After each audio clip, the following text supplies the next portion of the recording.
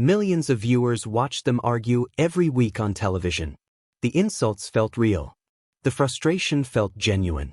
And somehow, that tension helped turn All in the Family into one of the most successful shows in television history. But behind the cameras, rumors persisted for decades that the relationship between Carroll O'Connor and Rob Reiner was far more complicated than fans realized. Some claimed they couldn't stand each other. Others insisted the conflict was exaggerated. Yet the question never fully disappeared. What was really happening when the cameras stopped rolling? And why did stories about their supposed feud continue long after the show ended? The truth, as it turns out, may be far more fascinating than anyone expected. Long before they became television icons, Carroll O'Connor and Rob Reiner came from remarkably different worlds. O'Connor spent years struggling to establish himself as an actor.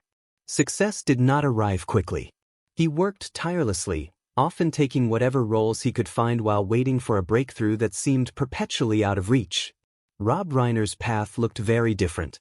As the son of legendary comedian Carl Reiner, he grew up surrounded by entertainment. But according to those who knew him, that privilege came with its own burden. Expectations followed him everywhere. Many believed he constantly felt pressure to prove he belonged in Hollywood on his own merits. Then came the opportunity that changed everything. When All in the Family premiered, television audiences had never seen anything quite like it. The show tackled controversial social issues through the explosive relationship between Archie Bunker and his liberal son-in-law, Michael "Meathead" Stivic. Carroll O'Connor's portrayal of Archie became legendary almost instantly. At the same time, Rob Reiner emerged as the perfect foil. Their arguments felt authentic because each represented opposing viewpoints that reflected real cultural debates happening across America. But here's what most people never realized. According to various interviews and accounts from people connected to the production, the emotional intensity on screen sometimes mirrored genuine tensions behind the scenes. Not necessarily because the two men hated each other, but because they approached the work from completely different perspectives.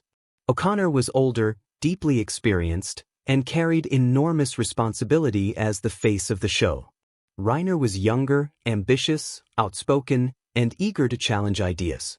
Those who worked on the set remember spirited debates that occasionally extended beyond the script.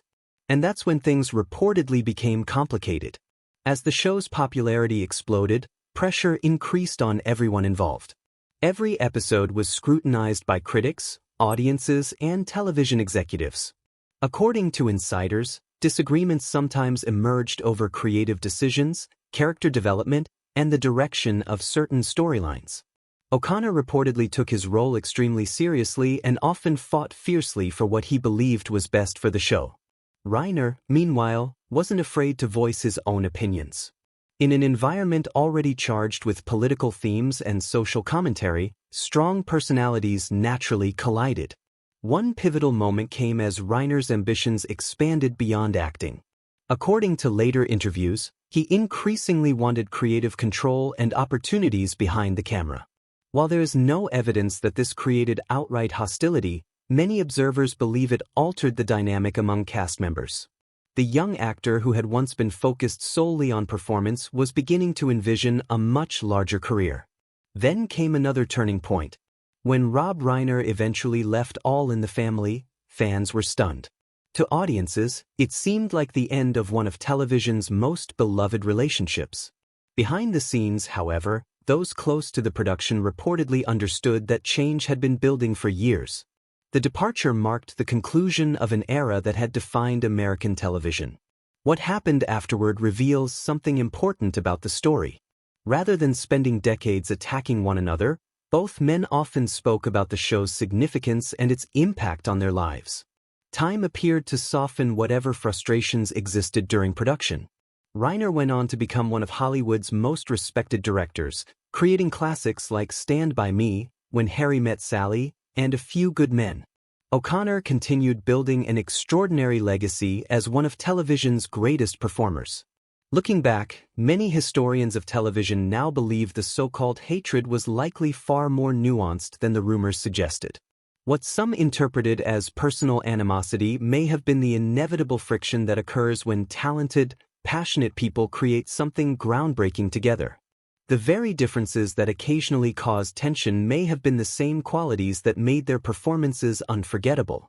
And perhaps that's why this story still matters today. All in the Family changed television forever.